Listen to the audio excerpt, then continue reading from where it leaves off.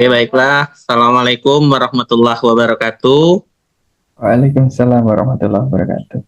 Alhamdulillah, puji syukur kita ucapkan atas kehadirat Allah Subhanahu wa taala pada hari ini, hari Selasa, tanggal 11 Maret 2025, kita masih diberikan nikmat yang begitu banyak, nikmat kesehatan, sehingga kita bisa bertemu secara virtual dalam rangka tadabur ilmu Ramadan 1446 Hijriah dari divisi IBKPI.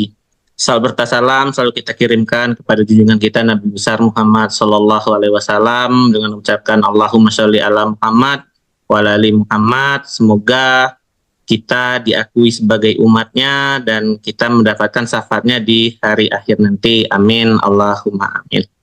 Yang terhormat Bapak pemateri dan Ibu pemateri, Bapak Abi, kemudian Ibu Dina, selanjutnya yang kami muliakan dan kami banggakan Bapak Dr. Wahidin selaku sekretaris dari divisi IBKPI, selanjutnya Bapak Ibu yang tergabung sebagai pengurus yang berasal dari beberapa kampus perguruan tinggi keislaman negeri maupun yang lainnya yang berkesempatan hadir pada hari ini. Kemudian yang kami banggakan para peserta tadabur ilmu BKPI Ramadan pada sesi yang ketiga hari ini. Nah, pada kegiatan kita pada hari ini, sesi yang ketiga ini, kita akan membahas yang mana konseling interaktif digital. Nah, untuk pemateri nanti akan disampaikan oleh Pak Kandidat Doktor Abi. Nah, semoga lancar kuliahnya ini. Amin. Amin. Nanti doakan saya juga Mas Abi bisa pulang ke Malang lagi. Tinggal lagi nunggu antrean ini. Siap. Insya Allah tahun depan, apa tahun ini?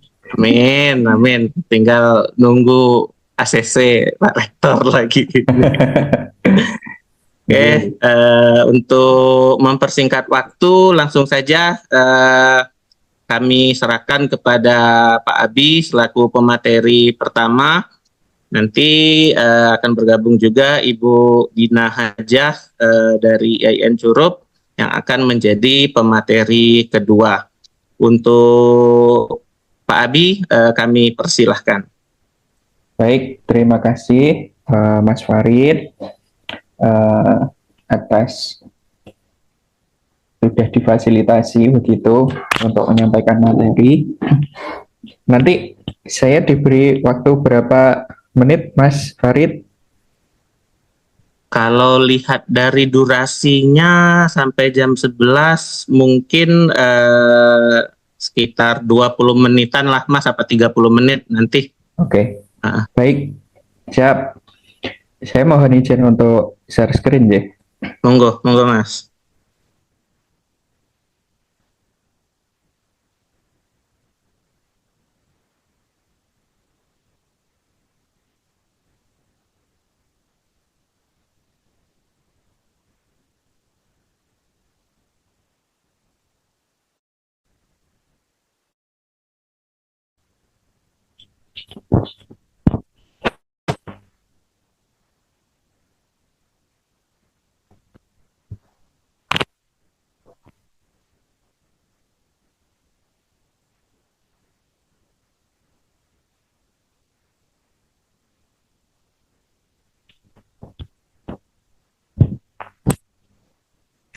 Baik, Bapak Ibu sekalian, Mas Farid mohon izin apakah share screen dan suara saya sudah terdengar dan terlihat jelas? Alhamdulillah terlihat dan terdengar jelas. Oke, baik.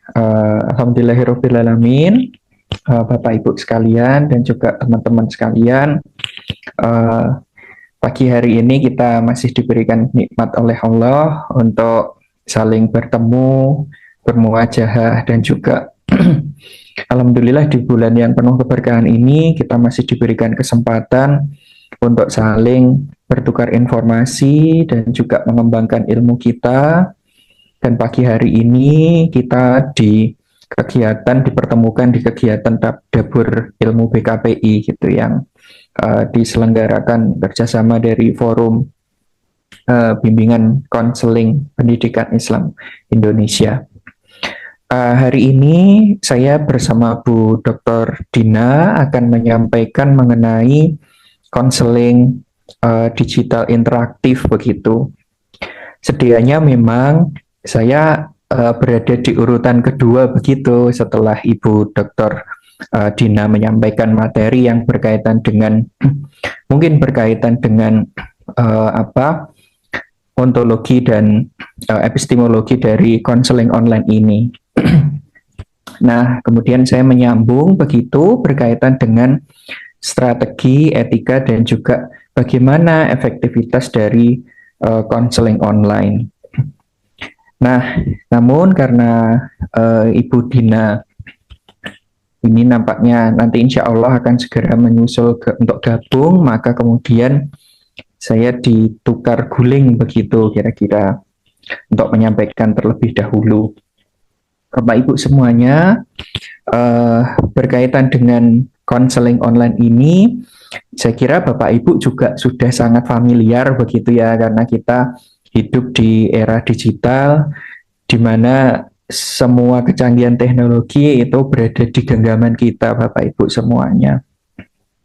Maka dari itu, niscaya kalau misalnya hal itu tidak kita manfaatkan dalam tanda kutip atau kita berdayakan, tentu kita akan mengambil manfaatnya kecanggihan teknologi itu di dalam layanan yang kita berikan kepada siswa-siswa atau mahasiswa kita berkaitan dengan layanan kesehatan mental maupun dalam layanan bimbingan dan konseling begitu.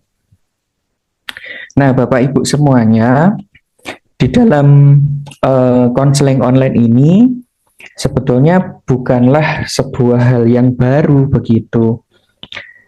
Bahkan di Amerika itu sudah mulai embrionya itu dibentuk begitu ya berkaitan dengan konseling online itu sejak tahun 60-an begitu.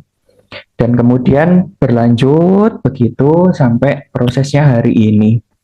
Dan kita sebetulnya kalau berkilas balik dari beberapa tahun yang lalu dengan adanya COVID-19 itu, dengan adanya pandemi, sebetulnya kita perlu bersyukur begitu karena dengan kondisi yang semacam itu kita ditempa dengan kerja dari rumah gitu ya, work from home dan lain sebagainya, sehingga membuat kita berpikir begitu bagaimana caranya untuk tetap berinteraksi tetapi tidak secara langsung atau secara virtual begitu. Maka di dalam layanan kita pun juga melakukan sebuah adaptasi yang efektif dan efisien, yaitu dengan tidak lagi menggunakan konseling yang face to face atau konseling yang konvensional, tetapi menggunakan konseling online. Nah, Bapak Ibu, saya akan masuk di dalam strategi dari konseling online ini. Nah, kalau kita pahami bersama bahwa konseling itu merupakan layanan bantuan begitu ya, layanan bantuan yang diberikan kepada siswa ataupun kepada klien untuk membantu menyelesaikan permasalahan yang dialami. Nah, Bapak Ibu sekalian, karena di barat sana tidak mengenal istilah guidance gitu ya, tidak mengenal istilah bimbingan, maka dalam perkembangannya konseling online atau konseling itu kemudian di Indonesia kemudian ada semacam adaptasi begitu ya, sehingga yang hari ini itu konseling online ada yang sifatnya itu kuratif, ada yang sifatnya itu preventif. Nah, kalau kita berpikir linier begitu ya, untuk konseling tentu biasanya adalah layanannya kuratif begitu. Tetapi dalam perkembangannya juga ada istilah yang layanan preventif yang mengarah pada bimbingan atau psikoedukasi. Nah, untuk melangsungkan kedua layanan tersebut, gitu ya, dua strategi layanan tersebut, maka di dalam konseling online itu mengenal mode, begitu ya, atau moda. Ada dua moda yang seiring perjalanan zaman itu terus berkembang, yaitu mode asinkron dan mode sinkron. Kira-kira begitu. Untuk yang asinkron itu merupakan mode yang dimana antara konselor dan konseli itu hanya bisa berkomunikasi satu arah. Nah, misalnya kalau saya mengirim pesan kepada konseli saya hari ini, atau sebaliknya, maka ada jeda waktu, begitu ya, konselor atau konseli itu untuk membalasnya, sehingga tidak real time. Nah, berbeda dengan mode yang sinkron. Kalau yang sinkron, itu kita bisa berinteraksi dengan konselor ataupun konseli dengan waktu yang sama atau real time. Kalau saya mengirim pesan sekarang, ya berarti konseli juga membalasnya sekarang. Nah, hari ini kita sudah beranjak mulai dari yang mode asinkron sampai ke sinkron. Bahkan hari ini kita juga bisa menikmati juga sebetulnya mode asinkron, tetapi hari ini yang populer itu adalah mode yang sinkron, kira-kira begitu. Nah, apa saja mode asinkron itu? Kalau dulu kita mengenal email gitu ya, hari ini pun kita juga masih menggunakannya. Cuman tidak lagi untuk berinteraksi di dalam layanan konseling. Itu mungkin hanya sebagai batas membuat janji ataupun menyepakati jadwal misalnya gitu masih bisa gitu. Tetapi kalau untuk komunikasi lebih pakai yang mode sinkron begitu. Nah, mode sinkron itu diantaranya sekarang yang lagi populer adalah video conference.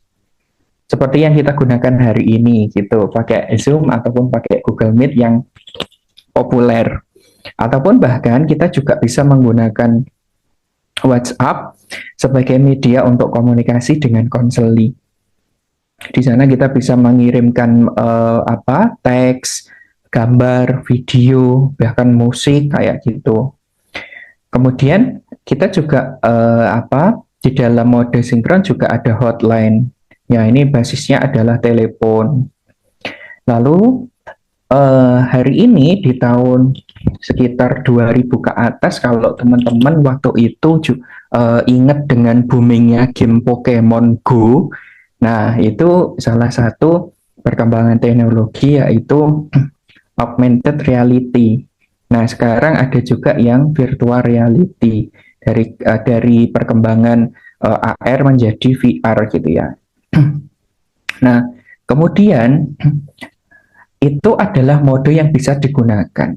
Lalu konten layanannya apa gitu? Kalau konten layanannya di layanan yang sifatnya kuratif itu ada psikodrama, ada art terapi, bahkan ada ICBT namanya gitu ya. Kemudian ada pendekatan realita yang dikemas dalam konseling online, dan juga ada SFBG dan juga ACT. Nah, ada berbagai beragam gitu ya strategis yang bisa kita manfaatkan gitu ya di era digital hari ini untuk memberikan layanan kepada siswa-siswa kita. Nah, kemudian kita juga memiliki layanan yang sifatnya itu pencegahan, Bapak Ibu sekalian, atau yang sifatnya itu preventif. Nah, terkait dengan mode gitu untuk layanan preventif, kita juga masih memiliki mode yang sama. Yang membedakan adalah konten dari layanan tersebut. Jadi kalau yang sifatnya preventif, teman-teman Bapak Ibu semuanya bisa menggunakan layanan misalnya sosiodrama gitu ya, terus kemudian bimbingan kelompok, kemudian juga layanan informasi, terus kemudian apalagi video motivasi kayak gitu. Nah, semuanya itu bisa kita manfaatkan bisa kita berikan kepada siswa dengan menggunakan mode-mode yang telah disediakan. Nah, misalnya adalah video motivasi yang bisa kita berikan kepada siswa melalui YouTube misalnya. Nah, jadi selain sebagai konselor, kita juga sebagai content creator begitu. Nah, selain itu, kita juga bisa menggunakan media sosial yang sering digunakan oleh para siswa atau mahasiswa kita. Misalnya adalah menggunakan dengan Instagram. Nah, Instagram itu juga berpotensi dan berpeluang untuk kita jadikan sebagai sarana untuk memberikan informasi, layanan psikoedukasi gitu.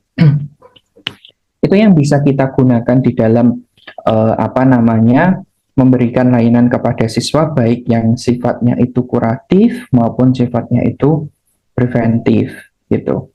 Nah, yang selanjutnya ini yang ingin saya tekankan. Bagaimana kemudian ketika kita menggunakan layanan kuratif berupa konseling online misalnya. Kira-kira apa sih sebetulnya yang perlu kita siapkan, perlu kita perhatikan di dalam pelaksanaan dari konseling online itu? Nah, saya merujuk pada Lambert gitu ya, Michael Lambert. Meskipun ini tahunnya sudah lama begitu ya, 86, saya kira ini masih relevan dengan kondisi kita hari ini berkaitan dengan pelayanan konseling. Jadi ada 4 faktor gitu ya menurut Lambert yang menjadi poin penting di dalam kita memberikan layanan konseling kepada siswa atau kepada mahasiswa. Nah, apa saja? Lambert mengatakan yang pertama adalah hubungan yang terapeutik. Nah, Bapak Ibu bisa kita lihat sumbangan hubungan yang terapeutik di dalam keberhasilan konseling itu adalah 30%, Bapak Ibu.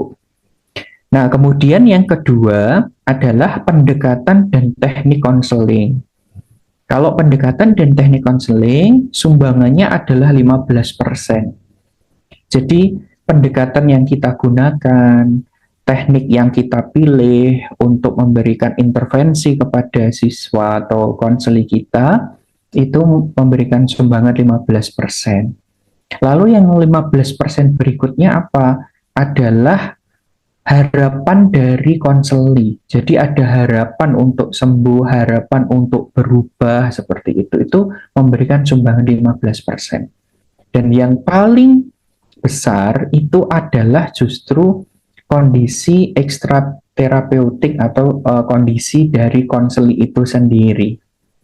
Nah, kemudian 4 hal ini kalau kita petakan begitu ya, ada faktor yang berasal dari konselor, ada faktor yang berasal dari konseli.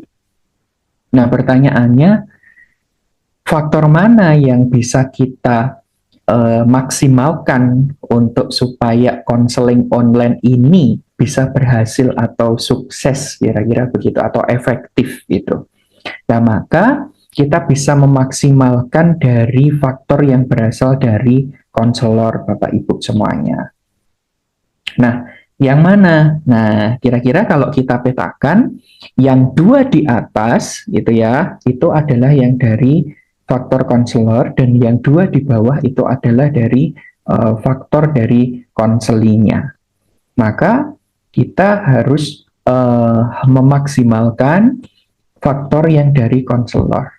Dari konselor ada 2 pilihan begitu ya, ada hubungan terapeutik sama pendekatan dan teknik konseling. Nah, mana yang memberikan sumbangan terbesar gitu ya? Ya ternyata kalau kita lihat adalah kita harus membangun hubungan yang terapeutik yang bisa kita maksimalkan karena sumbangannya adalah 30% begitu. Tetapi apakah terus kemudian kita melupakan gitu ya yang sumbangan 15%? Tentu saja tidak, Bapak Ibu. Tetapi lebih kita maksimalkan yang 30%. Nah, yang 30% sudah kita kantongi, yaitu adalah hubungan yang terapeutik. Selanjutnya, bagaimana cara kita untuk membangun hubungan yang terapeutik? Nah, ini jawabannya. Di dalam konseling online, nah ini di slideshow-nya Bu Dina, Bu Dr. Dina udah dijelaskan gitu ya di awal gitu. Tapi nanti kita lihat gitu setelah ini.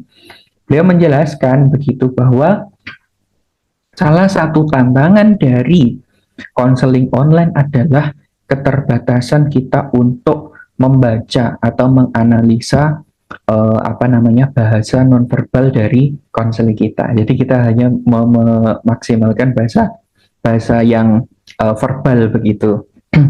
Nah, maka bagaimana caranya supaya kita bisa maksimal untuk membangun sebuah hubungan yang terapeutik gitu. Padahal kita terbatas oleh jarak gitu ya. Bagaimana mungkin kita memberikan tisu kepada konseling kita ketika menangis misalnya, kan nggak mungkin gitu ya. Masa kita kirim tisunya dulu ya, keburu selesai gitu konselingnya gitu. Nah, maka dari itu harus ada beberapa hal yang kita perhatikan untuk membangun hubungan yang terapeutik.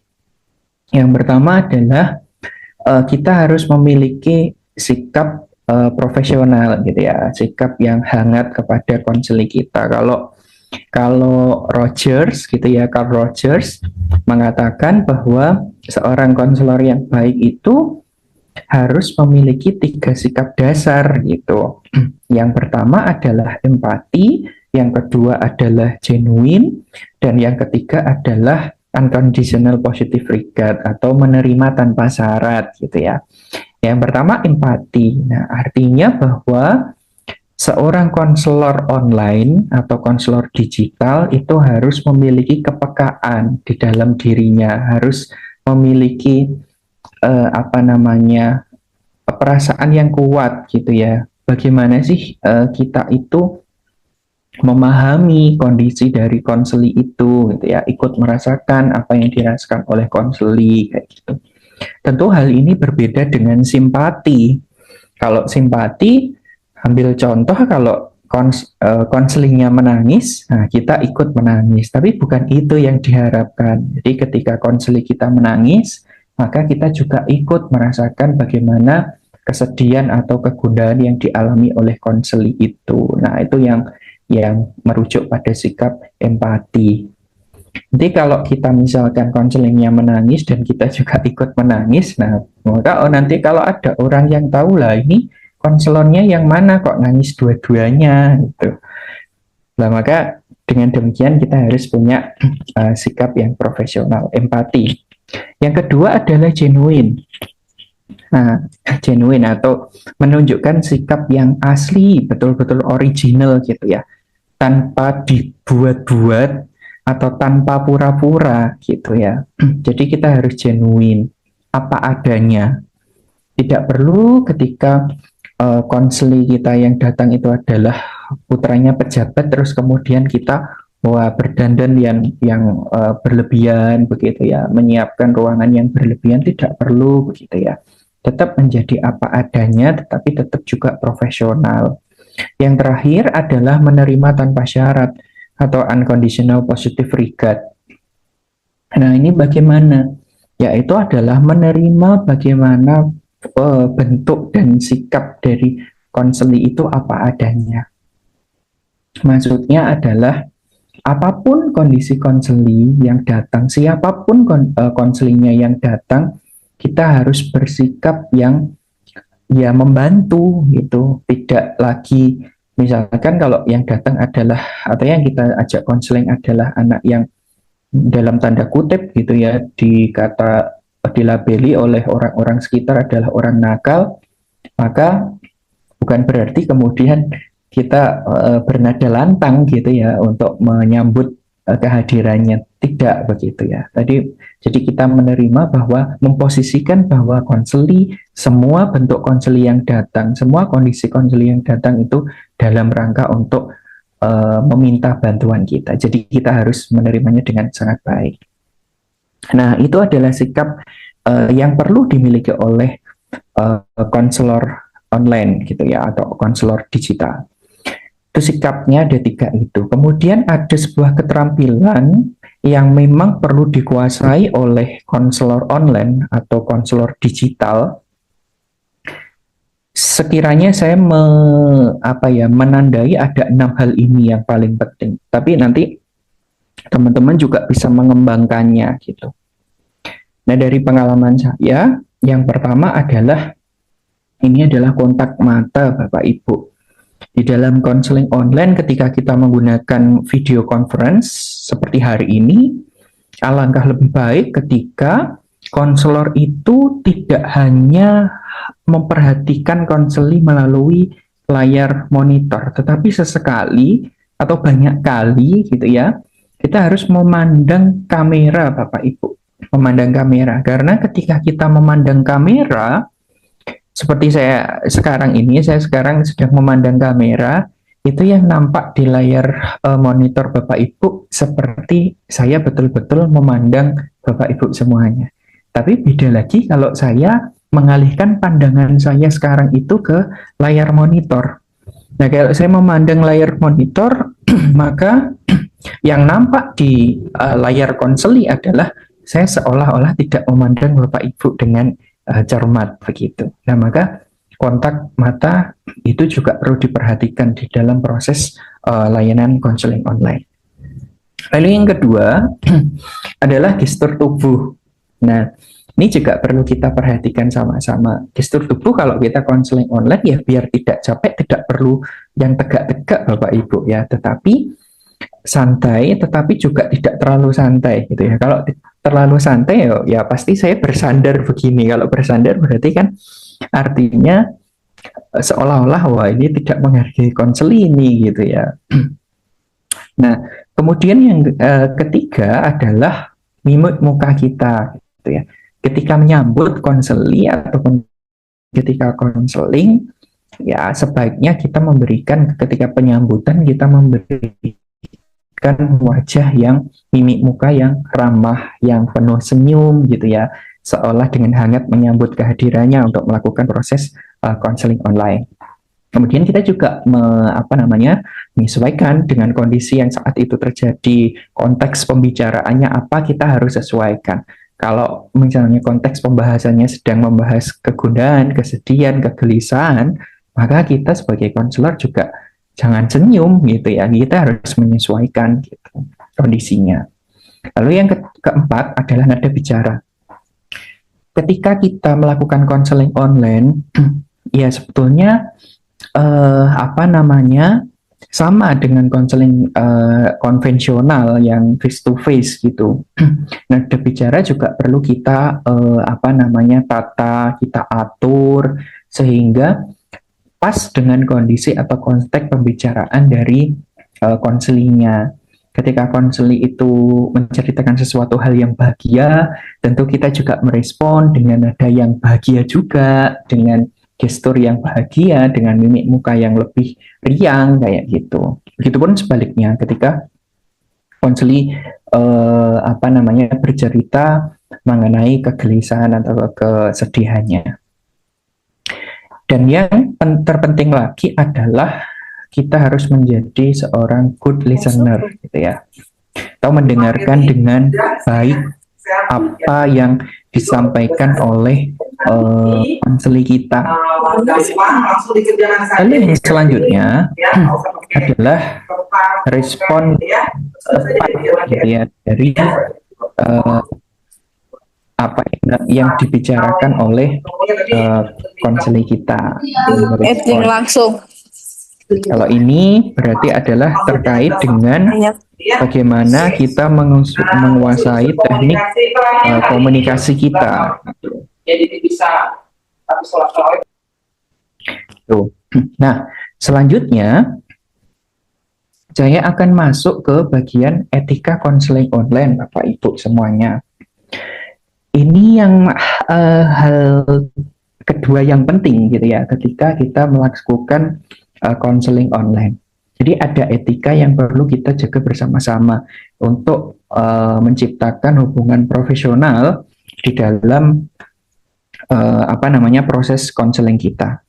Yang pertama adalah berkaitan dengan kerahasiaan dan privasi dari seluruh data, seluruh informasi yang telah diungkap oleh konseli itu sendiri. baik itu informasi yang sifatnya pribadi, perasaan, ataupun pengalaman-pengalaman yang mereka bagikan di dalam proses konseling online. Itu harus kita jaga betul, karena memang ada dua hal yang menjadi urgent gitu ya di dalam menjaga kerahasiaan itu. Karena kalau konseling online, data itu bisa bocor karena satu, karena faktor manusia, yang kedua, data dapat bocor karena faktor media yang kita gunakan. Nah, ini harus kita jaga betul-betul. Nah, yang kedua adalah informed consent. Nah, konselor itu ketika hendak konseling online ataupun sebetulnya konseling tatap muka pun juga perlu ini gitu ya. Ada informed consent. Jadi sebuah formulir yang di dalamnya nanti berisi tentang persetujuan pelaksanaan konseling, berapa sesi akan dilaksanakan, terus kemudian bagaimana prosedurnya, kemudian berapa lama waktunya, terus kemudian ini yang paling penting di dalam konseling online itu ada risiko-risiko atau peluang yang terjadi gitu ya, risiko-risiko yang negatif yang terjadi ketika sesi konseling online. Hal ini perlu kita sampaikan kepada konseli sejak awal gitu ya, bahkan di awal sebelum konseling dimulai, di prasesi gitu ya, prasesi konseling online itu harus dijelaskan supaya konseli kita itu betul-betul siap gitu dengan kondisi yang mungkin nanti terjadi. Kalau seandainya datanya kehack itu harus bagaimana, kalau misalkan sinyalnya tiba-tiba buruk harus bagaimana, itu semuanya harus disampaikan gitu supaya dalam kondisi itu konselingnya siap. Yang ketiga adalah, yang tidak kalah penting adalah batasan profesional. Dalam konseling online, konselor harus menjaga batas profesional antara hubungannya dengan konseli yang sifatnya profesional dengan mungkin hal-hal yang sifatnya pribadi. Sehingga konselor harus bisa menjaga sikap gitu, karena di dalam pertemuan online semacam hari ini itu bisa saja gitu ya, kondisinya itu yang awalnya itu adalah kondisi yang profesional, kemudian di screenshot gitu ya, dikasih meme, ditulisi apa gitu ya, sehingga menjadi sesuatu hal yang negatif misalnya kayak gitu. Itu juga perlu kita siasati gitu ya, perlu kita siasati. Bisa jadi ketika misalnya kita ketika konseling dengan konseli yang berlawan jenis gitu ya, terus kemudian di screenshot dan kita saat itu tidak profesional karena menggunakan kaos misalnya, atau menggunakan atau tempatnya gitu ya, tempatnya tidak profesional misalnya, ya itu bisa disalahgunakan begitu, sehingga kita harus memang betul-betul bersikap profesional. Sekalipun konseling online itu sifatnya fleksibel dan juga tidak terbatas waktu, tidak terbatas tempat, tetapi kita harus memperhatikan itu semua. Tempat harus kita setting menjadi tempat yang profesional gitu. Jangan sampai ada orang yang bisa mendengar apa yang kita bicarakan dengan konseli kita. Pakaian juga begitu, busana juga begitu. Kita ya juga harus profesional gitu ya. Jangan pakai kaos ataupun yang lain gitu ya. Harus ya berpakaian formal gitu. Lalu yang selanjutnya adalah waktu pelaksanaan juga demikian. Tidak mungkin kita jam 12 malam kemudian kita melakukan konseling, kecuali dalam keadaan yang kritis misalnya ya, krisis gitu ya. Lalu yang selanjutnya adalah kita harus menjaga sopan santun dan juga kita harus menghargai nilai-nilai budaya setempat gitu ya. Barangkali dan mungkin saja bisa terjadi konseli kita memiliki budaya yang berbeda dengan kita, dan itu harus kita perhatikan. Yang keempat adalah pengelolaan krisis profesional. Nah, ini sebagai konselor karena kita terbatas oleh jarak ya, kita ada jarak yang jauh dengan konseli, maka kita harus menyiapkan ketika konseli kita dalam keadaan darurat atau dalam keadaan yang krisis gitu ya. Misalnya tiba-tiba dia ingin bunuh diri misalnya, maka kita harus memiliki kontak person yang bisa kita hubungi ketika dalam keadaan tersebut gitu. Maka di dalam informed consent ya, di awal pertemuan prasesi, kita harus menyiapkan itu. Kira-kira kalau dalam keadaan darurat, siapa nih yang bisa langsung responsif untuk dihubungi, sehingga itu bisa menjadi ya semacam pertolongan awal gitu ya, pertolongan awal untuk mencegah terjadinya kondisi-kondisi krisis. Yang terakhir adalah kompetensi dan kualifikasi. Konselor harus memahami juga, menguasai betul bagaimana penggunaan atau pengelolaan teknologi di dalam proses konseling online. Karena memang kita tidak cukup hanya mengandalkan teknik, sikap dasar, dan juga pendekatan atau teori-teori yang kita miliki. Tetapi kita juga perlu update gitu ya, update berkaitan dengan penggunaan teknologi. Karena kita sangat bergantung pada itu kalau kita menggunakan konseling online. Gitu. Nah, yang selanjutnya adalah selain etika konseling online, saya menggarisbawahi ini ada sebuah isu gitu ya, isu tentang keamanan di dalam konseling online yang ya sekiranya ini bisa menjadi isu penting yang kita perhatikan gitu. Yang pertama adalah berkaitan dengan keamanan data dan enkripsi. Konselor online gitu ya harus bisa mengelola bagaimana supaya data dari konseli itu tidak tersebar gitu ya, tidak tersebar atau tidak bisa diakses oleh orang lain gitu. Maka dari itu kita harus betul-betul menyiapkan yang nomor 2 ini gitu ya.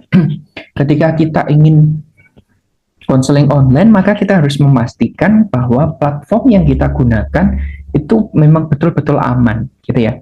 Kira-kira anti hacker gitu ya, anti hacker supaya semua yang disampaikan oleh konselor itu memang bisa terjaga kerahasiaannya. Yang ketiga adalah berkaitan dengan perlindungan identitas konselor atau klien kita. Nah, konseling online itu rawan dengan yang namanya anonimitas gitu ya. Kadang kita tidak menyertakan nama kita yang sebenarnya. Nah, itu berbahaya. Kita harus memiliki sistem yang double system gitu ya, kira-kira untuk mengkonfirmasi apakah yang konseling bersama saya, misalnya bersama konselor itu memang betul-betul orang itu atau bukan, sehingga ada beberapa data untuk memverifikasi itu. Yang keempat adalah perlindungan dari peretas atau akses ilegal. Jadi konselor juga perlu membatasi ketika kita sudah berkomitmen untuk konseling dengan 2 orang atau 1 orang, maka kita harus membatasi itu supaya ketika konseli kita itu sudah masuk di dalam sistem, itu sudah tidak ada orang lagi yang bisa masuk lagi di dalam sistem itu. Jadi tidak ada istilahnya mata-mata ataupun pihak ketiga yang sengaja untuk mencari informasi dari proses konseling itu sendiri. Yang terakhir adalah pengelolaan konten dan juga rekaman. Nah, ini seperti hari ini acara kita kan direkam tuh. Nah, misalnya kalau hari ini ya konteksnya kan konteks umum begitu. Tetapi kalau menggunakan konseling, sesi konseling, maka kita harus bisa untuk mengelola rekaman dari konseling itu sebaik mungkin. Gitu ya. Jangan sampai hasil rekaman itu bocor, misalnya kayak gitu. Nah, selanjutnya, selain etika di dalam konseling online, kita juga punya pertanyaan besarnya ini ya, teman-teman sekalian, yang sebelah kiri gitu ya. Apakah konseling online itu efektif? Nah, jawabannya ada di bawahnya, Bapak Ibu sekalian. Supaya kita tidak ragu-ragu istilahnya ya untuk menggunakan konseling online. Nah, ini sudah terjawab Bapak Ibu. Jadi sebagian besar riset mengatakan bahwa antara konseling online dengan konseling tatap muka yang konvensional itu memiliki efektivitas yang sama Bapak Ibu. Nah, efektivitasnya di mana? Nah, jawabannya di samping yang kanan. Gitu. Efektivitasnya di mana? Kalau kita bisa petakan, kira-kira efektivitasnya itu ada di 3 ranah ini, gitu ya. Satu adalah pendekatan yang digunakan, yang kedua media yang digunakan, dan yang ketiga adalah area intervensinya. Ini semua saya ambil dari hasil riset gitu ya, sehingga insya Allah ini apa namanya valid gitu ya. Jadi beberapa pendekatan yang telah diadaptasi di dalam proses konseling online yang pernah itu ada CBT, Realita, SFBC, bahkan kita juga mengembangkan model baru namanya MBCFC gitu ya, model brief counseling fokus cyber counseling gitu, compassion fokus cyber counseling gitu. Itu juga kita kembangkan dalam apa namanya base dari video conference gitu atau berbasis internet.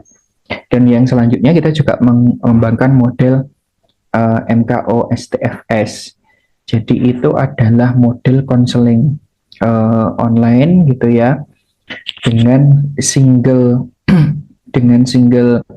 apa namanya session gitu ya, yang juga mengangkat apa namanya SFBC gitu ya, itu kita combine begitu.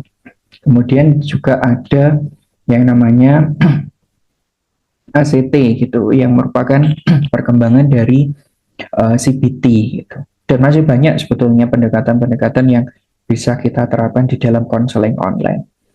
Lalu media yang digunakan sejauh ini gitu ya, bisa menggunakan chatting, video conference, kemudian juga layanan yang web based gitu ya.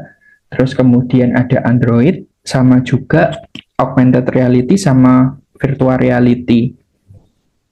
Di beberapa waktu yang lalu tim penelitian kami bersama dengan UNES itu juga mengembangkan virtual reality gitu. Lalu yang terakhir itu adalah area intervensinya. Jadi kalau area intervensinya ada malah banyak ya, beragam gitu ya. Mulai dari psychological well-being yang ditangani, kemudian kejujuran akademik, keterbukaan diri, bahkan sekarang itu yang marak adalah cyberbullying gitu ya, cyberbullying, konsep diri, terus juga kita merambah ke perencanaan karir, kecemasan dan juga depresi. Dan masih banyak gitu ya area-area intervensi yang bisa kita explore gitu ya untuk menguji apakah itu efektif ketika intervensi dengan menggunakan konseling online begitu.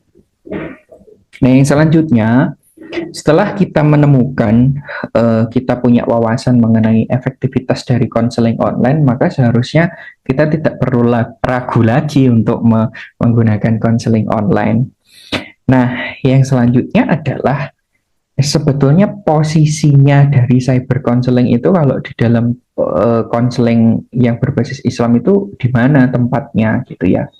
Nah, saya mencoba untuk meramu begitu ya hasil bacaan dari bukunya apa namanya Pak Anwar gitu ya, Pak Anwar Sutoyo dari UNES, yang memang beliau itu concern untuk membahas mendalami gitu ya, mendalami konseling Islam gitu, konseling berbasis Islam.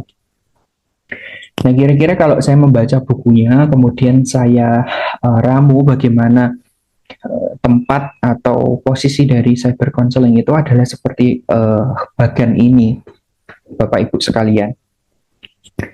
Jadi kalau pandangan Islam, menurut pandangan Islam yang saya baca di dalam buku beliau, itu bahwa manusia itu terlahir dalam keadaan yang fitrah gitu ya. Baik fitrah secara iman, fitrah secara rohani, jasmani, dan juga nafas, yang di dalamnya itu ada unsur kolbu, akal, dan juga nafsu. Nah, ketika dalam perjalanan hidup gitu, di dalam setiap perjalanan hidup itu ada ya semacam gangguan-gangguan ya, kelalaian dari diri kita sendiri, ataupun bahasanya beliau itu adalah ada godaan dari setan gitu ya, kira-kira begitu. Nah, dari proses itu, dari proses kelalaian kita, dari proses godaan dari setan itu, kemudian kita itu menjadi seseorang yang fitrahnya itu tidak berkembang atau tidak berfungsi. Nah, jadi ketika terjadi hal yang demikian, fitrahnya tidak berkembang, fitrahnya tidak berfungsi dengan baik, maka Selanjutnya, disitulah peran konseling, baik konseling online maupun konseling face to face atau konseling konvensional gitu ya. Untuk apa tujuannya konseling? Yaitu tujuannya adalah untuk mengubah supaya fitrah iman yang kita tidak berkembang itu menjadi yang lebih mutakin gitu ya, menjadi orang-orang yang lebih bertakwa, menjalankan semua perintahnya dan menjauhi segala larangannya. Nah, sehingga ketika proses cyber counseling itu sendiri diberikan kepada seseorang hamba gitu ya, maka kemudian harapannya adalah dari fitrah yang tidak berkembang menjadi fitrah yang lebih berkembang atau berfungsi dengan baik gitu. Nah, apa outcome dari fitrah yang berkembang dan berfungsi dengan baik? Itu kalau saya baca, terus kemudian muncul perasaan yang tenang gitu ya, tidak gundah, tidak gelisah.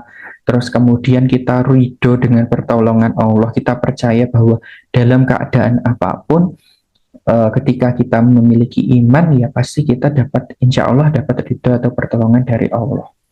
Dan yang paling penting adalah kita menjadi seseorang yang ya bisa disebut dengan orang yang sukses gitu ya.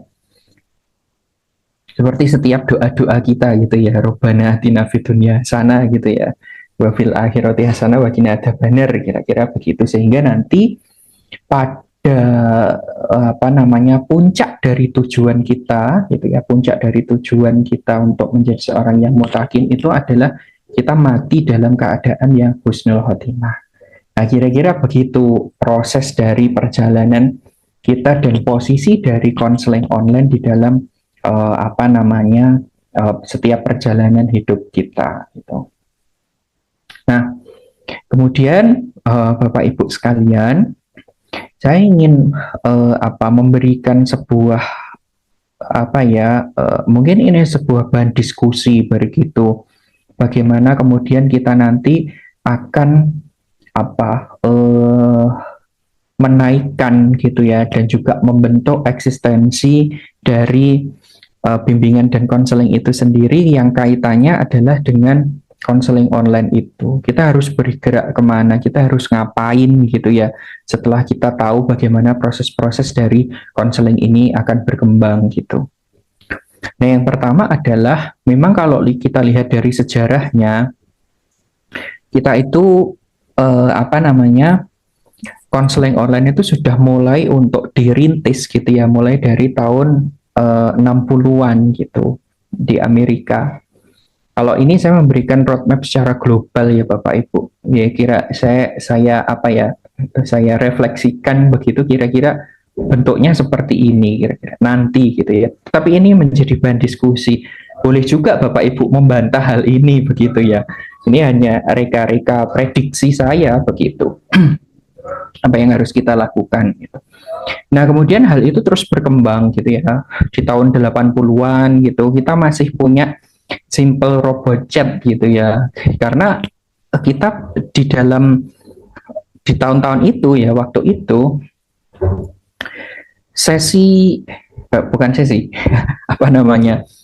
aplikasi gitu ya, aplikasi yang dikembangkan itu adalah masih hal yang simple gitu. Sebetulnya hampir mirip dengan AI yang sekarang itu, ketika kita tanya dia menjawab gitu. Teman-teman bisa mengaksesnya sampai hari ini. Coba diakses di Google gitu ya, ketik Eliza gitu ya, Eliza. Nanti akan muncul gitu ya, AI, semacam AI gitu ya, yang dia itu bisa merespon apa yang kita sampaikan gitu. Hai Eliza gitu ya, hari ini saya sedang galau nih gitu, sedang sedih gitu, maka nanti Eliza akan menjawab dan seterusnya. Dan itu dikembangkan kemudian sampai tahun 90 di 90-an, karena teknologi juga berkembang semakin pesat gitu ya, terus muncul kemudian ada telepon, ada telegram gitu yang bisa kita manfaatkan, kita gunakan untuk bersurat, berinteraksi secara maya begitu, kira-kira begitu. Kemudian juga mulai dikembangkan juga, dirintis mode-mode yang sinkron gitu ya.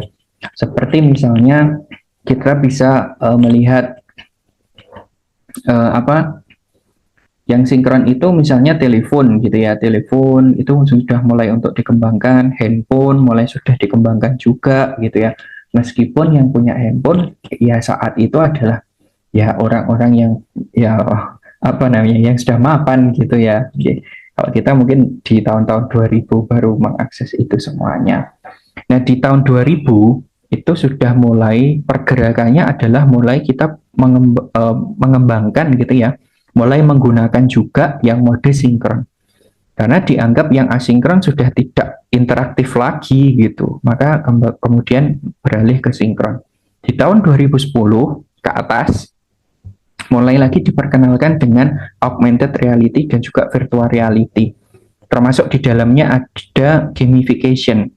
Misalnya kita membuat konten gitu ya, konten kita membuat musik relaksasi dan lain sebagainya, itu bisa kita gunakan di situ.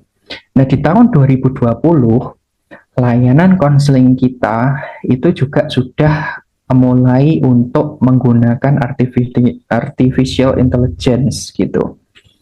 Banyak sekarang meta seperti ada di WhatsApp gitu ya, bisa kita ajak ngobrol.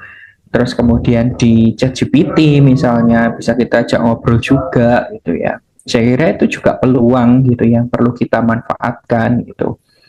Lalu hari ini dan ke depan itu kita harus ngapain gitu kira-kira. Nah, ini prediksi saya gitu. Nah, maka gitu ya, bagaimana, pertanyaannya adalah how to combine gitu ya. Bagaimana cara kita untuk mengkombinasi seluruh perkembangan teknologi itu dengan layanan yang bisa kita berikan. Di sana ada AI. Hari ini juga kita kenal dengan berbagai konseling yang berparadigma postmodern. Hari ini juga kita di dalam BKPI itu harus ada nuansa-nuansa nilai-nilai keislaman, nilai-nilai spiritual, nilai-nilai religiositas, dan itu masih sangat berpotensi untuk kita gali lagi, untuk kita coba untuk temukan lagi apa yang bisa kita gunakan dalam layanan kita. Dan kita juga masih punya banyak local wisdom yang hari ini belum banyak yang menggali itu untuk proses konseling. Dan itu adalah tugas kita, menjadi PR besar kita untuk bagaimana kita untuk mengkombinasikan itu semua menjadi layanan yang lebih adaptif gitu kepada siswa-siswa kita, lebih responsif kepada siswa-siswa kita. Itu arahnya ke sana. Prediksi saya begitu gitu ya. Sehingga itu menjadi menjadi bahan renungan kita bersama gitu, untuk supaya kita memiliki energi untuk bisa sedikit demi sedikit ya, satu demi satu mulai kita wujudkan. Demi apa? Demi eksistensi BKPI sebetulnya kayak gitu. Nah, maka dari itu untuk supaya kita bisa menguatkan eksistensi dari BKPI itu sendiri, maka diperlukan dua hal yang perlu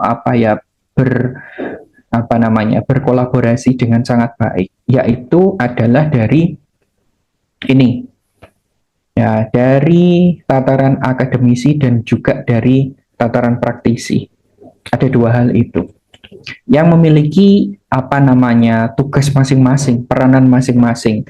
Kalau tataran Mas Abi, akademisi, ya.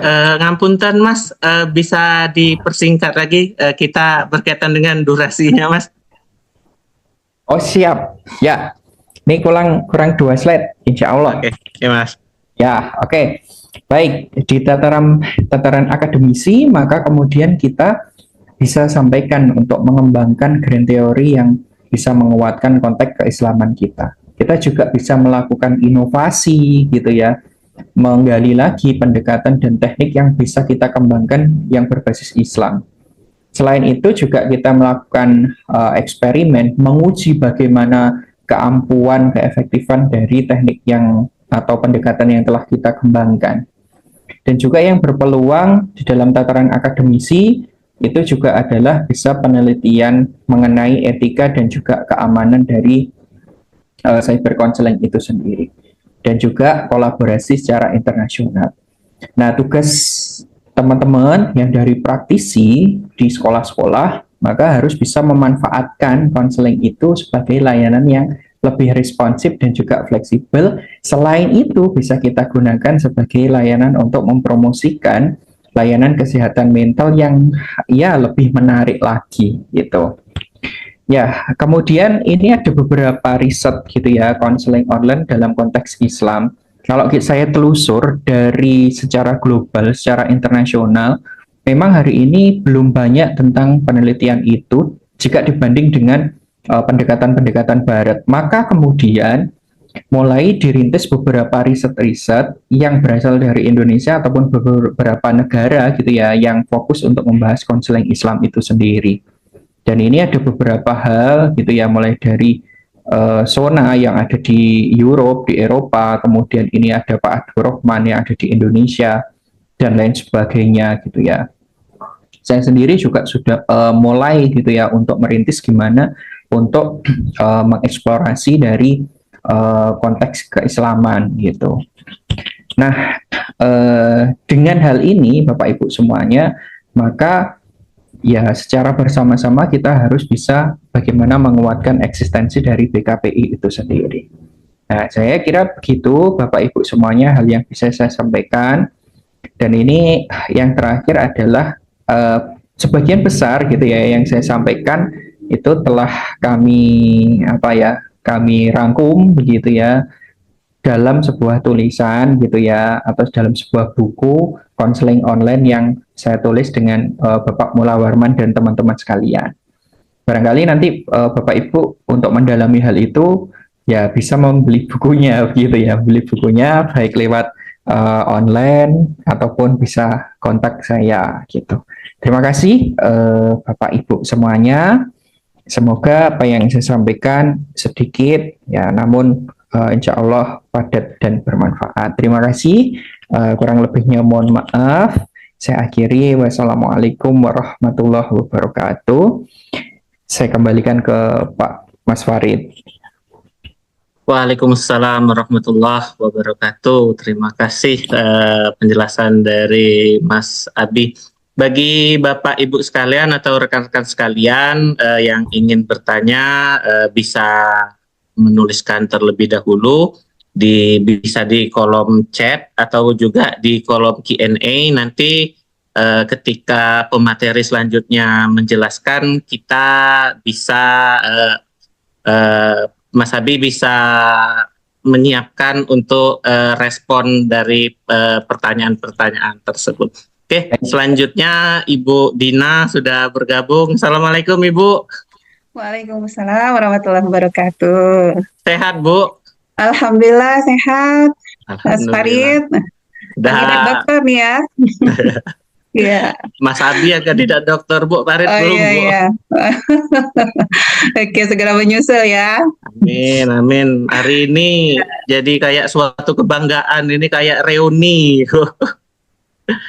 Bisa ketemu Ibu Alhamdulillah. Dina lagi, bisa ketemu Mas Abi lagi.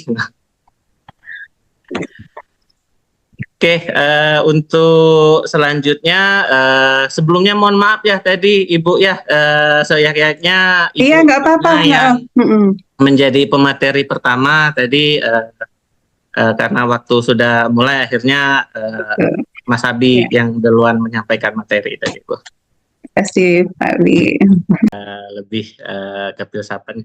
Oke, baiklah Bapak Ibu sekalian, karena di kolom chat juga kosong, di kolom Q&A juga kosong, mungkin kami berikan kesempatan secara langsung apabila ada yang ingin mengajak berdiskusi ke Pak Abi atau ke Ibu Dina.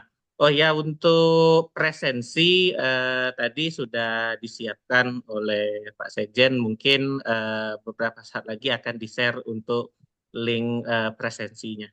Jadi kita tunggu bersama ya, bagi yang bertanya di kolom chat maupun kolom Q&A berkaitan dengan presensinya.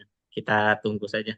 Oke, baiklah Bapak Ibu sekalian, apakah ada yang ingin didiskusikan atau ingin disampaikan kepada Pak Abi atau Ibu Dina? Kami persilahkan. Ada dua kemungkinan ini. Memang benar-benar udah paham semua ya Pak Abi. Ya, Iya, Ibu. atau online tapi nggak online. Ya. Oh, itu ada yang angkat tangan, ada yang raise hand. hand Ibu ya. Yenti. Yenti. Iya. Oke, Ibu Yenti, silahkan Ibu. Ya, Assalamualaikum warahmatullahi wabarakatuh. Waalaikumsalam warahmatullahi Waalaikumsalam warahmatullahi wabarakatuh. Alhamdulillah, di menjelang kegiatan puasa ini kita masih diberikan kegiatan yaitu menyampaikan materi dan penguatan dalam teori-teori tentang digital dalam layanan bimbingan konseling. Ya, perkenalkan dulu, saya salah satu dosen dari UIN Medan. Kebetulan saat ini saya hari ketiga baru bisa ikut karena baru dapat informasinya. Jadi baru bergabung yang pertama. Jadi saya belum ada link yang nampaknya. Oke, saya mau bertanya sama Pak Habi ya. Iya, Ibu. Ibu, salam kenal Ibu Yenti. Ya, Pak Habi tadi saya mendengar tadi Pak Habi mengatakan bahwa antara bimbingan konseling online dengan konseling tatap muka, tadi ada beberapa riset mengatakan bahwa konseling online sangat efektif, ya kan Pak Abi? Sangat Iya. efektif dalam pemberian layanan-layanan yang bersifat kuratif. Tapi timbul pertanyaan saya,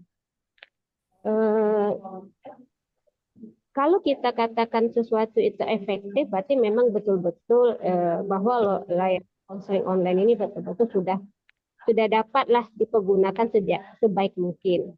Tapi pada kenyataannya, sesi kedua ada beberapa hambatan dalam pelaksanaan konseling online ini. Nah, jadi juga kita tidak bisa mengatakan bahwa konseling online itu sangat efektif, tentu ada beberapa hambatan. Ya. Jadi berdasarkan secara logika saja, kalau face to face, kita akan melihat kondisi secara langsung. Tapi kalau online tadi ada beberapa faktor yang dapat menghambat terjadinya penilaian kita secara langsung. Mungkin itu juga harus dipertegas seberapa efektif, ya kan? Berapa seefektifnya konseling itu. Tapi kalau secara efektifnya 100%, saya rasa tidak seperti itu kali lah ya. Lain dengan pelayanan konseling secara face to face. Ya Pak Habib, saya cuma menyampaikan seperti itu. Jadi ada batasan antara konseling online dan konseling secara face to face. Itu saja Pak Habib, cuman sharing aja. Dalam dunia ini, cuman kita bisa memberikan benang merahnya antara perbedaan antara lain konseling online dengan konseling secara langsung. Itu saja. Terima kasih Pak Habib. Terima kasih juga materinya telah disampaikan kepada kami. Dan mohon maaf, saya juga tolong dikasih linknya gitu karena saya baru bergabung. Oke, saya akhiri. Terima kasih juga kepada Ibu Hajah dari Curup, sama Ibu Titin ya, Ibu Tini ya, kami Ibu Tini ya, Bu. Iya betul Bu Yenti. Salam kenal juga Bu Yenti. Ya. Ya, Bu Yenti, saya hadir. Ini nanya Soulmate nih kayaknya nih. Ini lagi sedikit. Bu Yenti itu senior dari usia, tapi junior dari pendidikan Bu Dina. Jangan begitu berarti ini. Oke, ya Pak Bu Dina, itu aja yang saya sampaikan. Ya, Ibu Tini, makasih. Iya, Uni. Oke, terima kasih kepada Ibu Yenti. Mungkin Mas Abi bisa direspon. Ya, baik. Terima kasih Mas Farid. Terima kasih Ibu Yenti, Uni Yenti, gitu ya, dari Unimed ya, Ibu ya. Jadi salam kenal Ibu. Ya, memang benar begitu. apa yang Ibu sampaikan berkaitan dengan bagaimana kemudian kalau dibandingkan antara konseling face to face yang konvensional dengan konseling yang cyber counseling begitu. Memang ketika kita lihat dari beberapa tantangan ataupun keterbatasan dari layanan cyber counseling, memang ada beberapa hal begitu, tetapi tidak menutup kemungkinan kita bisa memaksimalkan gitu apa namanya kondisi-kondisi teknis yang memang itu juga sangat berkontribusi baik untuk demi keberhasilan konseling online begitu. Kalau kita lihat dari beberapa riset memang mengatakan ada apa namanya ada kemiripan gitu ya, ada sebuah kesamaan perubahan perilaku yang eh, diintervensi melalui face to face ataupun melalui cyber counseling.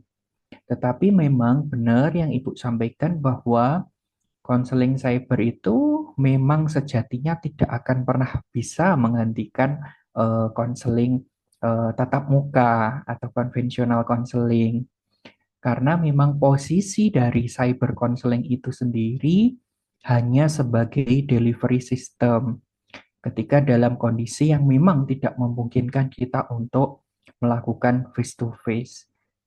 Tetapi secara hakikat ya memang tidak pernah akan bisa menggantikan. Jadi memang yang utama itu adalah konseling face to face begitu. Namun dalam kondisi yang tidak memungkinkan bertemu langsung, kita bisa menggunakan memanfaatkan konseling online itu.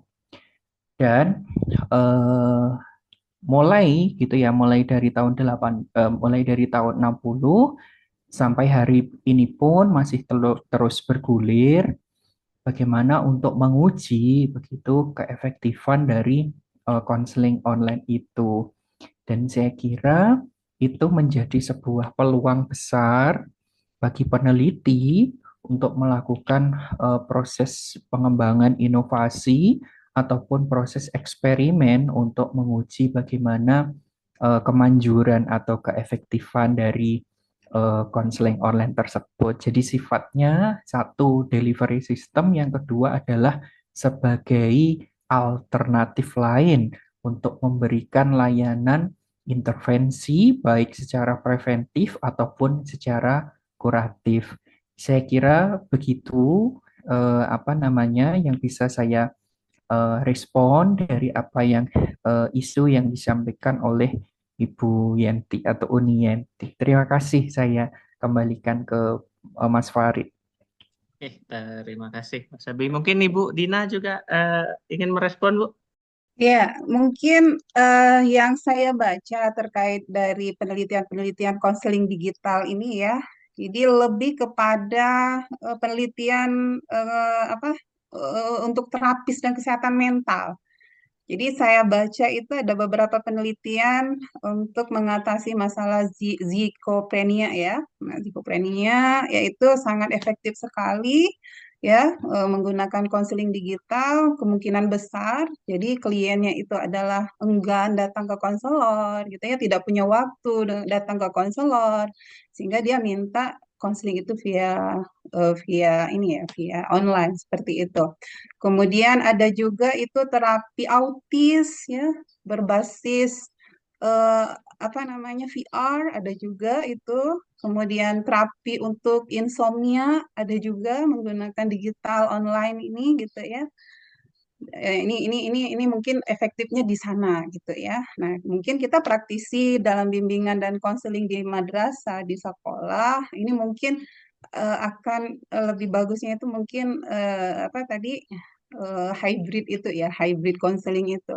Karena kita punya wewenang untuk memanggil si anak, kemudian mereka juga boleh hadir langsung datang ke sekolah dan itu bisa mempermudah kita untuk bertemu. Nah, nanti dampaknya mungkin dia membutuhkan terapi, membutuhkan perlakuan khusus, mungkin ada fobia, mungkin perlu relaksasi gitu ya. Nah, ini baru dilanjutkan dengan konseling via digital. Mungkin seperti itu. Kalau kemarin itu ada pengalaman teman saya dia mendapatkan klien apa namanya kelainan seksual itu. Jadi dia jadi konselor nggak nyaman, nggak nyaman dengan klien itu, gitu ya. Karena mungkin dia memandang fisik konselor, memandang tubuh salah satu tubuh konselor. Nah, ini mungkin adalah salah satu solusi ya bagi kita untuk mengembangkan konseling via digital sehingga ketidaknyamanan itu bisa teratasi. Nah, mungkin itu Pak Moderator, Mas Farid. Terima kasih. Ya. Oke, terima kasih Mas Habib dan Ibu Dina yang telah merespon atas yang disampaikan oleh Ibu Yenti Arsini tadi. Oke, selanjutnya kepada Bapak Ibu sekalian, kami masih memberikan kesempatan untuk berdiskusi atau bertukar pikiran atau ingin menyampaikan pendapat-pendapatnya berkaitan dengan konseling interaktif digital ini. Kami persilahkan kepada Bapak Ibu sekalian. Mungkin juga Bapak Ibu praktisi langsung di sekolah atau madrasah mungkin juga mempunyai pengalaman-pengalaman ya walaupun secara pragmatis melaksanakan konseling secara digital ini mungkin bisa juga berbagi pengalaman pada kegiatan pada hari ini. Oke, kami persilahkan pada Bapak Ibu sekalian. Pak Faris, boleh cerita pengalaman saya sedikit konseling lewat digital ini? Mas Farid. Silakan Bu. Nggak apa-apa Bu. Silakan Bu Yenti. Tapi pengalamannya, tapi mohon maaf ganggu waktu karena nggak ada yang mau masuk, nampaknya saya kena pengalaman yang menarik waktu saya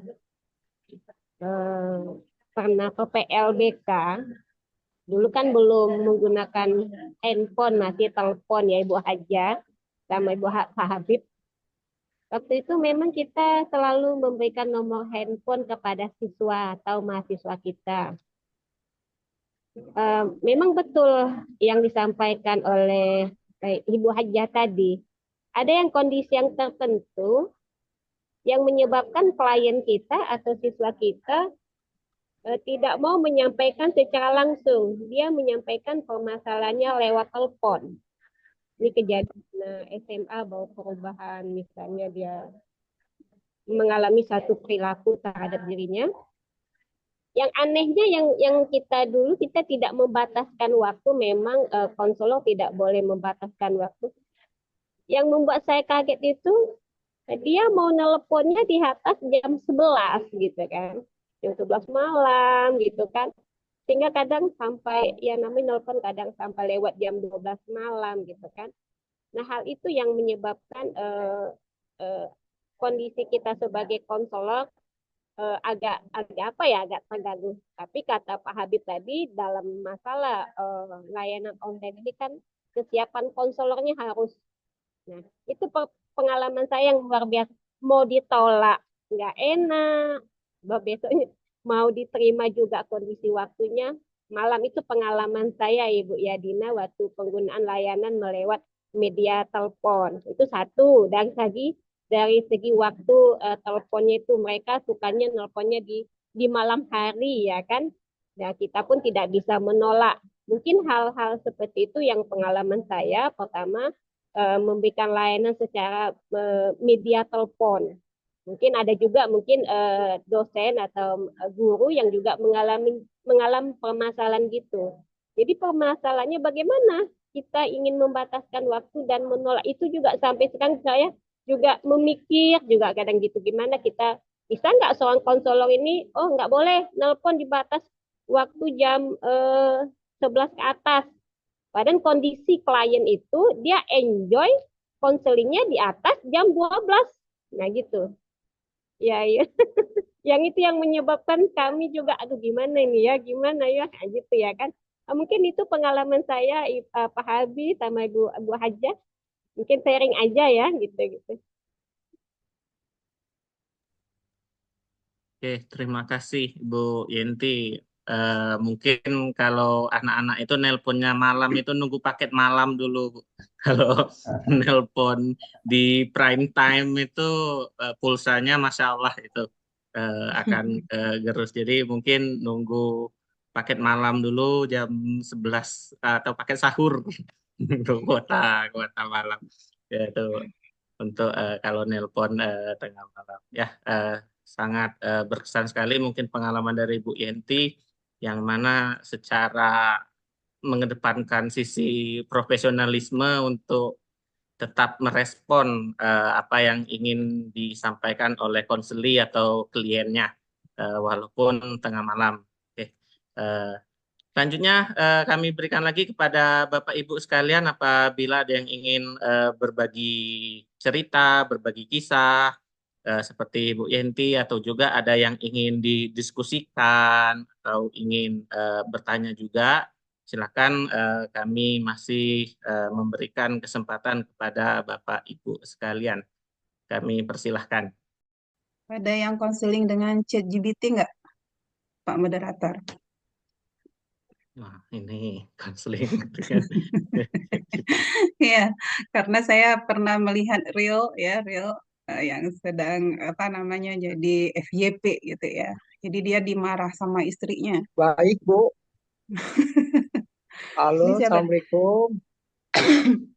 Waalaikumsalam. Pak Ahmad Rahmatullah. Rahmatullah, ya. Ya, Assalamualaikum. Waalaikumsalam Waalaikumsalam. warahmatullahi. Waalaikumsalam warahmatullahi wabarakatuh. Ya, perkenalkan dulu nama saya Muhammad Rahmatullah dari UIN Banten ya. Nah, ini sharing tentang kasus ini sebetulnya, Bu. Kasusnya ya yang dialami oleh ponakan saya sendiri. Jadi saya sendiri jadi merasa gimana gitu. Kasihan gitu ke anak tersebut. Jadi kasusnya begini, orang itu anak itu normal-normal saja, lahir normal, sekolah SD, SMP, SLA normal. Nah SMP, SLA-nya ini kan di pondok ya, dia itu. Nah di pondok modern di sekitar Bogor situ. Nah begitu kuliah, ya kuliah di Bogor juga di Pak Antoni itu di situ, sekolahnya di situ. Nah tiba-tiba tiap kuliah itu informasinya sering dibully. Nah, entah benar entah tidaknya si anak itu jadi apa ya? Jadi banyak lamun gitu tuh, banyak bengongnya kata atau orang tuanya nih. Padahal kalau komunikasi dengan saya, apalagi saat-saat pemilu, dia chatting juga sangat bagus gitu. Tapi karena orang tuanya nggak menerima sikap dan tingkah laku anaknya ini, kemudian juga dia sering chattingan sama teman bapaknya gitu kan tingkatnya orang tua lah katakan begitu. Nah dianggap mengganggu, akhirnya orang tuanya ini membawa si anak tersebut ke psikiater. Nah, sering ke psikiater, pindah kuliah ke pindah yang di kuliah lagi. Begitu juga. Padahal dia sering komunikasi, saya bilang nggak ada tanda-tanda kelainan gitu dalam komunikasi maupun dalam sikap. Dia baik dan ramah. Tapi karena orang tuanya bersikeras bahwa dia punya masalah dari psikolog itu, akhirnya berhenti kuliah. Setelah berhenti kuliah malah dia jadi seperti orang yang bingung gitu. Nah, ini solusinya gimana menanggapi menyimak anak tersebut nih? Mesti harus bagaimana mengambil sikapnya gitu supaya anak ini terselamatkan gitu. Khawatir juga kasus saudara sepupu saya juga begitu, dia anak tunggal, anaknya cantik, pintar, jadi korban orang tua juga. Karena pada waktu di kuliah di kedokteran, dia prestasinya bagus, tiba-tiba senang sama seseorang, nggak disukai orang tuanya, akhirnya dia seperti yang ini seperti orang sakit gila, dianggap orang tuanya. Akhirnya dibawa ke ahli apalah kata dia orang pintar lah itu. Sampai di situ pengobatannya agak radikal. Dia kan orangnya apa muslimah banget gitu, nggak pernah ini. Gitu. Pas diobatin menolak itu, akhirnya dia juga akhirnya stres sampai sekarang, sampai usia dewasa akhirnya. Nah, kasus-kasus seperti itu tuh, Bu, mestinya seperti apa ya menanganinya? Gitu. Karena saya memang latar belakangnya pas pendidikannya tidak dari tarbiyah, tapi saya menarik juga ngikutin ini gitu ya, tadabbur ilmu studi tentang BKI ini gitu. Terima kasih Ibu dan Bapak, mudah-mudahan ada tanggapannya. Terima kasih. Assalamualaikum.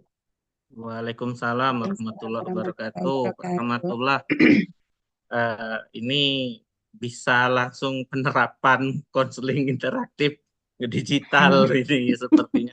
Walaupun agak sedikit melenceng dari apa namanya tema yang sebenarnya, mungkin Mas Abi bisa merespon dari Pak Rahmatullah, Mas, berkaitan dengan eh, kasus yang disampaikan oleh Pak Rahmatullah tadi. Ya, baik. Terima kasih Mas Farid. Atau mungkin Ibu Dina dulu yang ingin merespon. Iya, Iya, Pak. silakan, Iya. silakan Ibu. Nggih, monggo. Iya, ini secara tidak langsung mungkin kita udah menerapkan konseling via telekonferensi ya. Nah, ini mungkin masuk kepada konferensi kasus ini via digital atau konferensi kasus via digital. Ya mungkin nanti masuk-masukan dari para teman-teman di sini. Sepertinya Pak Rahmatullah ini dari Tarbiyah ya Pak ya? Tarbiyah yang mungkin gabung dengan kegiatan kita di BKPI dan berharap bisa mendapatkan solusi dari permasalahan yang sedang dihadapi. Seperti itu, gitu ya Pak Rahmatullah ya. Ya, jadi ini kendala juga ya, kendala kita memahami perspektif masalah klien. Nah, ini mungkin betul dari layanan konsultasi. Pak Rahmatullah punya ponaan, ya dia ingin membantu masalah ponaannya itu keluar gitu ya. Nah, kalau saya melihat tadi, saya belum terlalu menangkap apa permasalahan yang dialami oleh si ponaan, ya. Jadi tadi mulai dari masuk pesantren, kemudian kuliah, eh, bentuk masalahnya itu seperti apa, Pak Rahmatullah? Apakah dia memang terlalu apa ya? Kok tiba-tiba berkomunikasi dengan teman orang tua, berkomunikasi dengan bapak sendiri gitu kan, kemudian tiba-tiba dimasukkan ke bukan dimasukkan ya diajak ke psikolog gitu. Nah, mungkin bisa dijelaskan ulang gitu bapak. Ya, memang ini cara mendidik orang tuanya, ya kelihatannya itu terlalu apa streng gitu kan, terlalu disiplin lah, bukan streng ya, terlalu disiplin harus begini harus Terlalu begini karena otoriter ya. mengikuti orang tuanya. Karena orang tuanya kan dianggap berhasil juga gitu. Orang tuanya ini kan memang dari apa alumni ITB gitu. Jadi Iya, memang orangnya iya. disiplin dulu. Oh. Sehingga menerapkan kepada anaknya ingin seperti itu. Iya. Informasi yang saya peroleh dari ibunya itu kepada saya. Oke, Nah, baik. akhirnya si anak itu kan seperti itulah kira-kira. Jadi Jadi kini begitu kondisinya sekolah gimana, juga Bapak? sekarang kondisinya ya tidak kuliah, sudah di dua Tidak tempat kuliah? perguruan tinggi swasta yang ternama sebetulnya ya. Akhirnya ya karena keputusan setelah dari sekolah itu tidak bisa mengikuti, akhirnya ya berhenti gitu.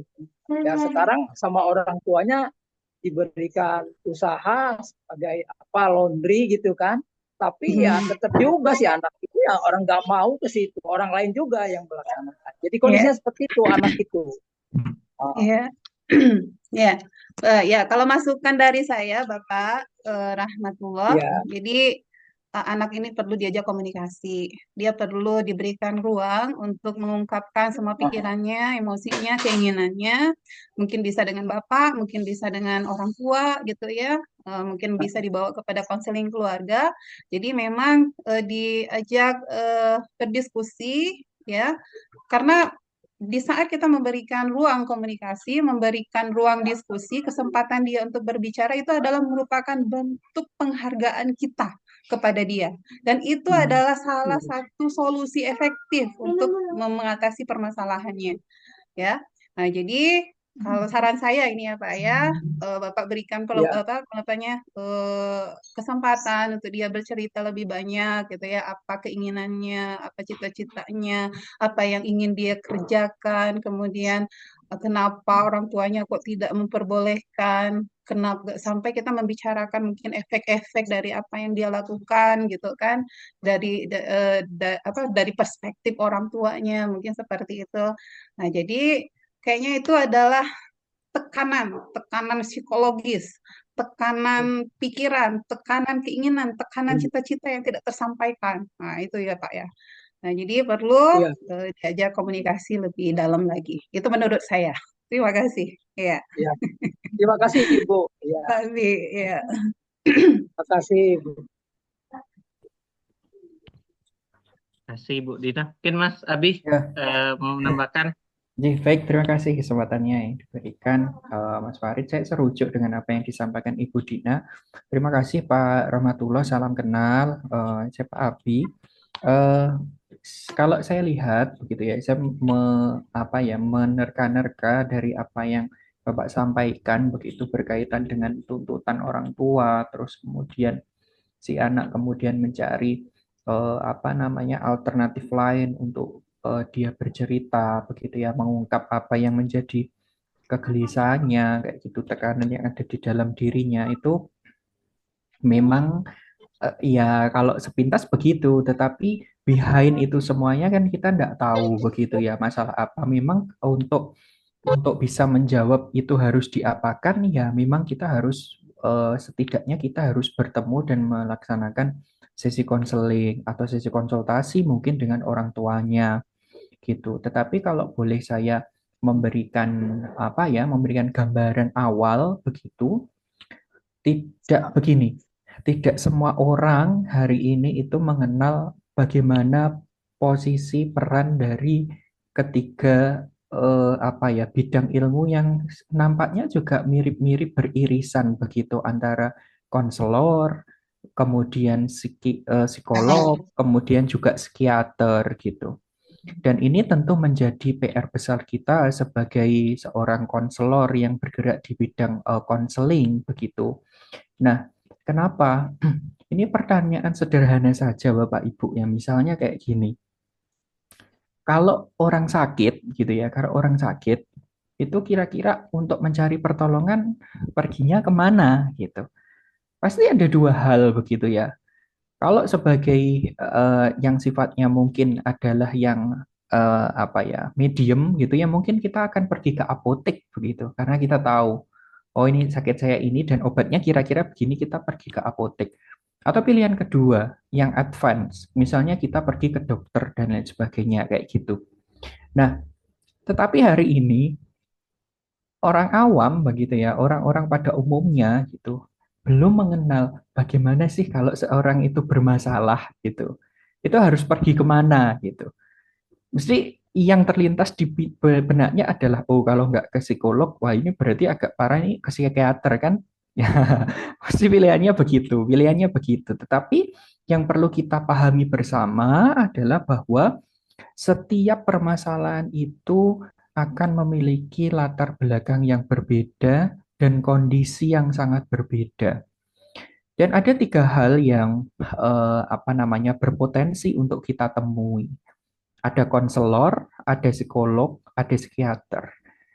Kalau seandainya permasalahan itu terjadinya masih di lingkup pendidikan, dan kita lihat bahwa klien kita atau kondisi orang yang bermasalah itu masih dalam tanda kutip dalam keadaan yang normal, tidak masalah begitu. Sebelum-sebelumnya juga tidak masalah kok gitu ya. Nah, kita bisa mengoptimalkan layanan yang ada di BK atau layanan yang diberikan oleh konselor, baik yang ada di sekolah maupun di perguruan tinggi. Itu kita bisa maksimalkan. Karena memang itu adalah wilayah ruang gerak kita sebagai seorang helper yang profesional. Itu yang pertama. Yang kedua adalah berkaitan dengan peran dari psikolog itu sendiri.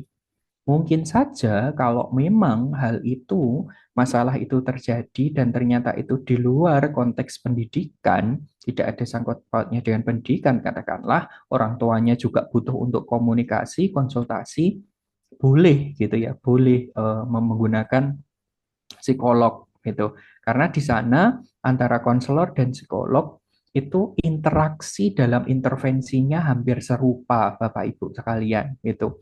Jadi apa namanya? Dia diajak untuk berkomunikasi, menggali apa yang sebetulnya terjadi. Kemudian dari situ kita bisa sampaikan dan tentukan kira-kira intervensi apa yang tepat untuk dia gitu.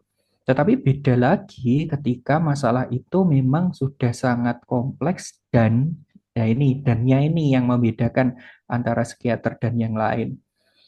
Dan sudah sangat kompleks dan ternyata itu berasal dari gangguan mental gitu. Bisa disebut dengan depresi tingkat tinggi, bisa disebut dengan schizofren ataupun gangguan-gangguan yang lainnya, maka kemudian kita bisa ke psikiater gitu. Kenapa? Karena kalau udah di psikiater, yang membedakan dari psikolog dan konselor adalah dia punya wewenang untuk memberikan pertolongan secara medis, bisa diberikan obat ataupun bisa diberikan pertolongan klinis lainnya yang itu memang menyangkut dengan gangguan mental yang terjadi begitu.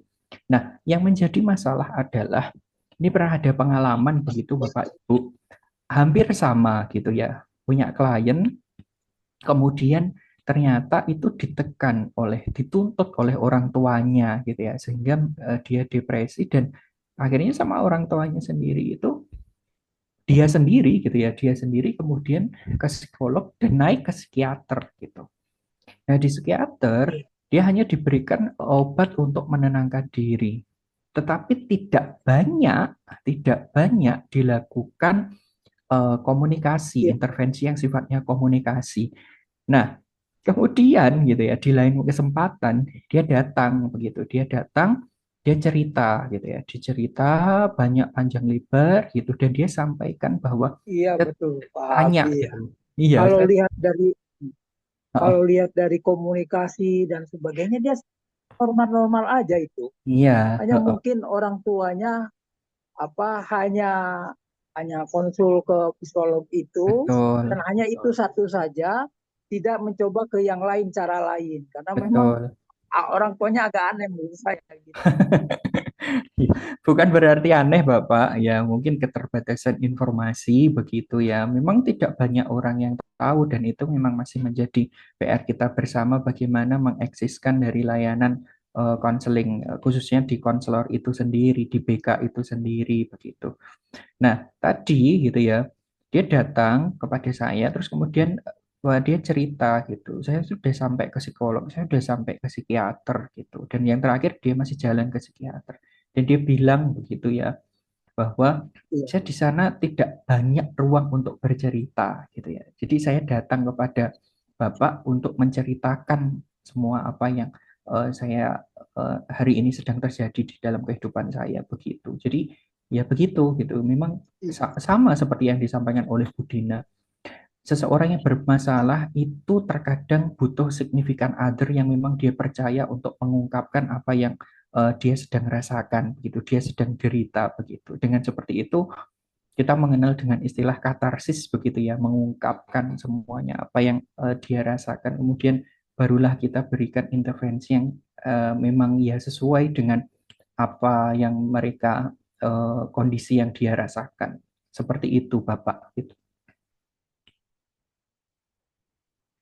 Saya kira begitu Pak Rahmat dan juga Bapak Ibu semuanya. Jadi kita perlu menggarisbawahi begitu ya bagaimana kita memilah dan memilih masalah itu sehingga nanti kita bertemu dengan orang yang tepat gitu. Terima kasih, saya kira begitu pandangan dari saya kembalikan ke Mas Farid. Oke, terima kasih Bu Dina Iya, dan Mas Abi. terima kasih Gimana Pak Adil. Rahmatullah? Ya. Ya, Mungkin alhamdulillah bisa. ini banyak pencerahan nih. Nanti saya akan coba komunikasi dengan anak. Nanti hari Minggu saya ketemu, saya akan banyak bincang-bincang, nanti mungkin kita tindak lanjuti apa yang disarankan oleh Ibu Dina dan Pak Bima tadi.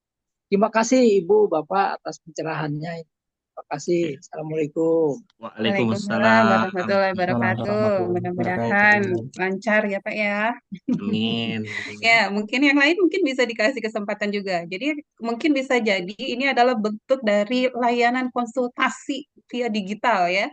Jadi dalam bimbingan dan konseling Iya. itu namanya Pak, di saat kita membicarakan permasalahan orang lain dan kita merasa bertanggung jawab untuk membantu permasalahan tersebut, itu masuk pada include jenis pelayanan konsultasi namanya. Nah, ini adalah kegiatan kita ini ternyata salah satu bentuk atau contoh dari kegiatan bimbingan dan konseling via digital dan interaktif. Terima kasih Bapak Rahmatullah. Ya. Oke, selanjutnya kepada Bapak Ibu sekalian, apakah masih ada lagi yang ingin kita diskusikan atau bisa ingin bertanya atau juga berbagi kisah, berbagi pengalaman terkait dengan konseling interaktif digital ini? Gimana ini Ibu Dina dan Mas Abi, apa kita tutup saja kegiatan kita pada hari ini karena sepertinya sudah tidak ada lagi yang merespon. Iya, Saya iya nggak ikut apa-apa ya, ditutup monggo. aja. Nih efek puasa mungkin ya Pak Bi ya. Iya Bu Din. Semakin siang semakin ini kalau sekedar mendengarkan ini ya. Jadi seperti mendengarkan dongeng-dongeng yang indah gitu. Aduh. Ya, mungkin Pak Sekjen gimana? Ditutup aja ya karena tidak ada lagi ya. Bertanya ya. Gimana Pak Wahidin? Wah, beliau sepertinya Ini masuk kelas kayaknya Mas. masuk kelas ya. Beliau Iya. tadi nyampaikan mau Iya. oh itu beliau sudah merespon. Ya. Ya. Oke. Sun Pak Wahidin.